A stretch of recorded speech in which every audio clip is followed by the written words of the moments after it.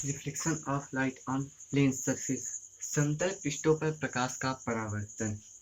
तो हाँ दोस्तों, आइए चलिए पढ़ते हैं समतल पृष्ठों पर प्रकाश का परावर्तन।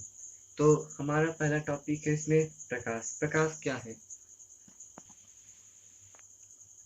प्रकाश ऊर्जा का वह रूप है जिसकी सहायता से हमें वस्तुएं दिखाई देती हैं।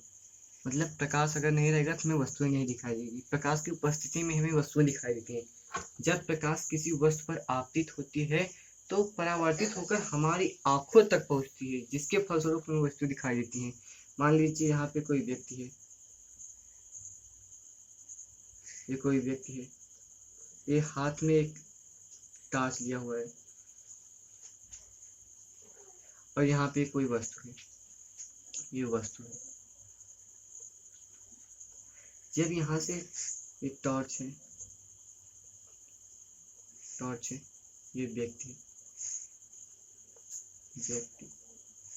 जब यहाँ से ये स्विच ऑन करेगा, ये लाइट इस पे आपतित होगी तो वापस यहीं पे नहीं रहेगी, परावर्तित होकर हमारी आंखों तक पहुँचती है, जिसके कारण हमें वस्तुएं दिखाई देती हैं। अगर ये परावर्तित ना हो तो हमें वस्तुएं नहीं दिखाई देंगी।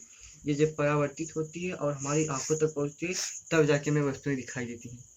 इसलिए प्रकाश ऊर्जा का वह रूप है जिसकी सहायता से हमें वस्तुएं दिखाई देती हैं। जब प्रकाश किसी वस्तु पर आपतित होती है तो वह परावर्तित होकर हमारी आंखों तक पहुंचते हैं, जिसके फलस्वरूप हमें वस्तुएं दिखाई देती हैं। फॉर एग्जाम्पल आपने देख ही लिया। नेक्स्ट टॉपिक है हमारा प्रकाश के गुण। प्रकाश के निम्न गुण होते हैं। पहला, प्रकाश स्वयं अदृश्य होता है परंतु इसकी उपस्थिति में हमें वस्तु दिखाई देती है। हमने आपको पहले ही बताया था कि प्रकाश अदृश्य होती है और इसकी उपस्थिति में वस्तु दिखाई देती है। दूसरा है, प्रकाश सरल रेखा में गमन करता है। प्रकाश जब भी चलेगा ऐसे चलेगा, या सरल रेखा में, सीधी रेखा में चलता है, नहीं कि ऐसे टेढ़े मेढ़े नहीं चलता, एक सीधी रेखा में चलता है। तीसरा, प्रकाश के संचरण हेतु किसी माध्यम की आवश्यकता नहीं होती है। प्रकाश हर माध्यम में चल देता है, उसे अगर संचरण करना है उसे किसी भी माध्यम की आवश्यकता नहीं होती है। प्रकाश निर्वात में भी गमन करता है। बताएं, निर्वात का मतलब होता है जहाँ वायु न हो, वहाँ पे भी प्रकाश गमन कर सकता है। निर्वात में प्रकाश की चाल 3 × 10⁸ मीटर प्रति सेकंड होता है। इसको याद रखिएगा, 3 × 10⁸ मीटर प्रति सेकंड होता है। फिर प्रकाश विद्युत चुंबकीय तरंगों के रूप में गमन करता है। अगला है, जिस प्रकाश की तरंगदैर्घ्य 4000 एंगस्ट्रॉम से 8000 एंगस्ट्रॉम तक होती है। जिस प्रकाश की तरंगदैर्घ्य 4000 एंगस्ट्रॉम से 8000 एंगस्ट्रॉम होती है। हमारा प्रकाश किरण प्रकाश किसे कहते हैं? जब प्रकाश किसी पारदर्शी माध्यम में सरल रेखा में गमन करता है। पारदर्शी माध्यम किसे कहते हैं? जैसे कोई वस्तु है, इससे ये आर पार चला जाए, जैसे स्वच्छ जल होता है, उससे ये किरण जो है इस साइड से उस साइड आराम से चला जाए बिना किसी परेशानी से, उसे पारदर्शी माध्यम कहते हैं। तो जब प्रकाश किसी पारदर्शी माध्यम में सरल रेखा में गमन करता है, मतलब सरल रेखा में गमन करता है, तो प्रकाश के पथ को, जिस पथ से वो जाता है प्रकाश, उसके पथ को प्रकाश किरण कहते हैं। जिस पथ से किरण जाएगा उसी को प्रकाश किरण कहते हैं, तथा प्रकाश किरणों के समूह को प्रकाश पुंज कहते हैं। जब एक से अधिक प्रकाश किरण होंगे तो उसके समूह को प्रकाश पुंज कहते हैं। चलिए आइए चलते हैं अगले टॉपिक तरफ, प्रकाश का परावर्तन। प्रकाश का परावर्तन क्या है? जब प्रकाश किसी चिकनी व पालिशदार सतह पर आपतित होता है। मान लीजिए यह कोई चिकनी व पालिशदार सतह है, ये कोई ऊपर का चिकनी या पालिशदार सतह है, नीचे पालिश हुआ है, सतह पर आपतित होती है। इसको आपतित करा दिए जाए, आपतित होती है तो उसका अधिकांश भाग सतह से टकराकर उसी माध्यम में लौट जाता है। तो अधिकांश भाग ये टकराया और इसी माध्यम में वापस लौट गया। वापस लौटने की इसी घटना को प्रकाश का परावर्तन कहते हैं। अब ये लौट गया, अब इसी के बीच में एक अभिलंब डालेंगे।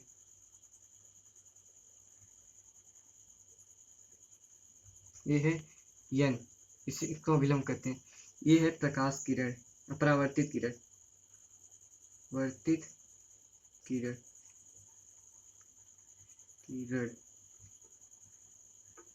ये है आपतित किरण।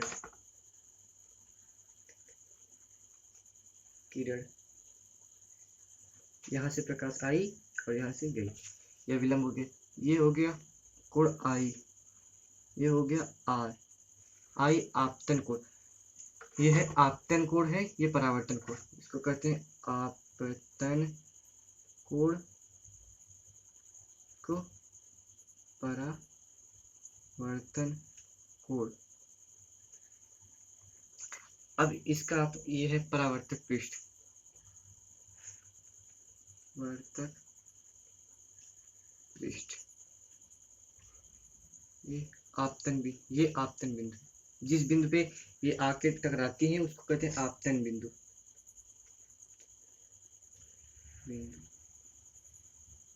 देखिए, अब इनका परिभाषा अगर कोई पूछे तो आप अगर फिगर आपको याद है तो आप बता सकते हैं। जैसे आपतित किरण का परिभाषा, आपतित किरण की डिफिनेशन क्या है? आपतित किरण प्रकाश जिसको ए मान लीजिए, बी सी डी। प्रकाश की किरण जब किसी परावर्तित पृष्ठ पर आप परावर्तित पृष्ठ के आपतन बिंदु पे जिस भाग पे आके गिरती है उसको आपतन बिंदु कहते हैं। लेकिन आपतित किरण वह प्रकाश जो समतल पृष्ठ पर आकर टकराती है, वह प्रकाश जो समतल पृष्ठ पर, ये समतल पृष्ठ है या परावर्तक पृष्ठ, समतल पृष्ठ पर आकर टकराती है उसे आपतित किरण कहते हैं। परावर्तित किरण वह प्रकाश जो समतल पृष्ठ पर टकराने के बाद जो परिवर्तित हो, मतलब निकल, अधिकांश भाग जो टकराकर उसी माध्यम में लौट जाता है, परावर्तित पृष्ठ कहलाती है, जो परावर्तित हो जाती है। अविलंब किसे कहते हैं?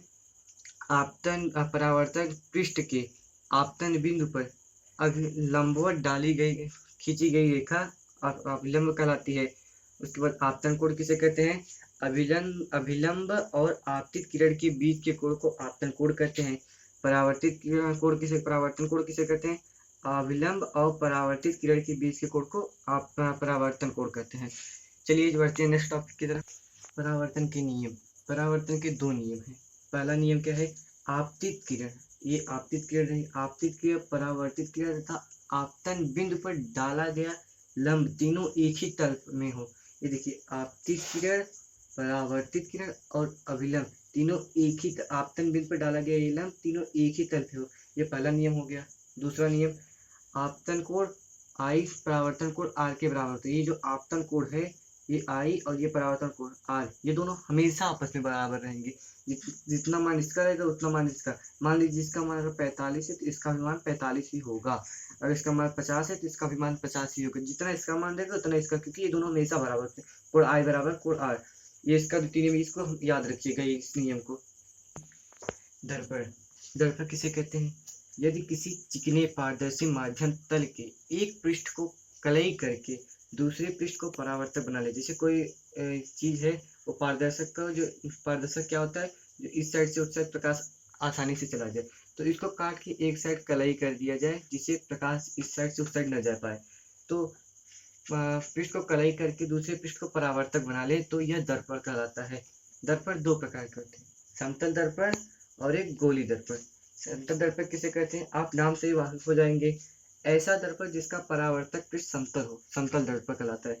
देखिए यहाँ पे फिगर हमने बनाया हुआ है, ये देखिए, ये चिकना हुआ एकदम परावर्तक पृष्ठ समतल है, और ये कलई किया, ये कलई किया हुआ पृष्ठ है।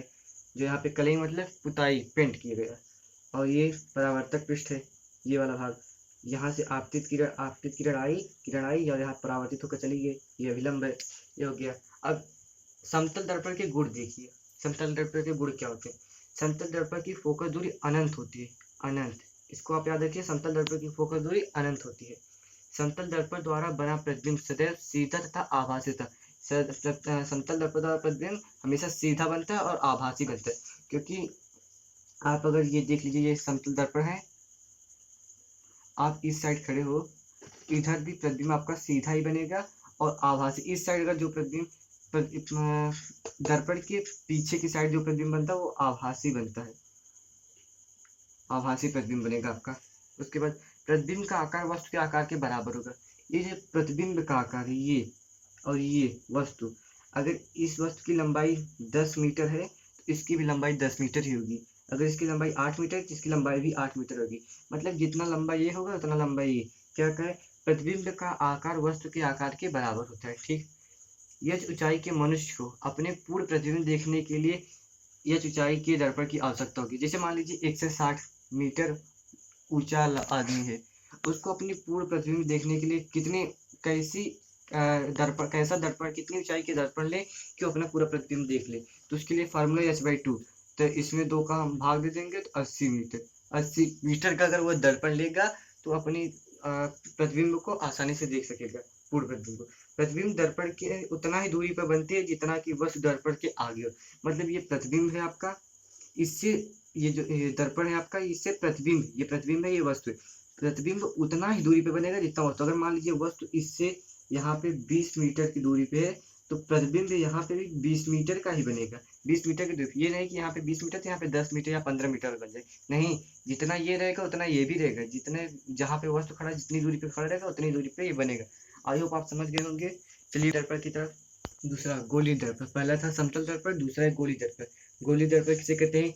यदि किसी कांच के खोखले भाग को काटकर एक पृष्ठ पर कलई कर दिया जाए तो प्राप्त दर्पण गोली दर्पण। जैसे कोई कांच है, उसका एक गोलाकार से आपको नाम से वाकिफ हो जाना चाहिए कि गोली दर्पण मतलब गोलाकार होगा। तो एक काट लिया गया गोला, इसके एक भाग को, मान लीजिए हम ये भाग को कलई कर दिए, एक भाग को कलई कर दिए और इस भाग को हम परावर्तक बना दिए। तो ये जो दर्पण हो गया हमें प्राप्त दर्पण, ये गोली दर्पण कहलाएगा। गोली दर्पण कितने प्रकार के होते हैं? गोली दर्पण 2 प्रकार के होते हैं। पहला अवतल दर्पण, दूसरा उत्तल दर्पण। उसको जानेंगे नेक्स्ट वीडियो में। आइए जानते हैं पार्श्व उत्क्रमण किसे कहते हैं।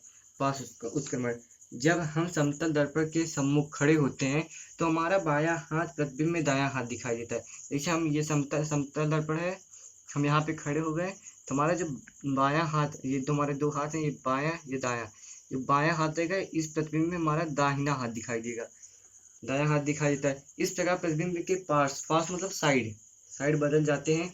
इसी घटना को पार्श्व उत्क्रमण कहते हैं। नोट, अंग्रेजी वर्णमाला में कुछ ऐसे अक्षर होते हैं जिनके प्रतिबिंब में पार्श्व उत्क्रमण का अनुभव नहीं होता, जबकि पार्श्व उत्क्रमण होते हैं, जैसे AVWXHIOTUMY। ऐसा क्यों होता है? ऐसा इनकी आकृति के कारण होता है। तो आज हम जान लिए हैं कि समतल पृष्ठों पर प्रकाश का परावर्तन कैसा होता है, इसके बारे में हम सब कुछ जान चुके हैं। अब नेक्स्ट वीडियो में हम इससे संबंधित क्वेश्चन को सॉल्व करेंगे। यदि ये वीडियो अच्छा लगा, आई होप तो आपको ये वीडियो अच्छा लगा हो। यदि आपको वीडियो अच्छा लगा हो तो आप लाइक शेयर सब्सक्राइब जरूर करें।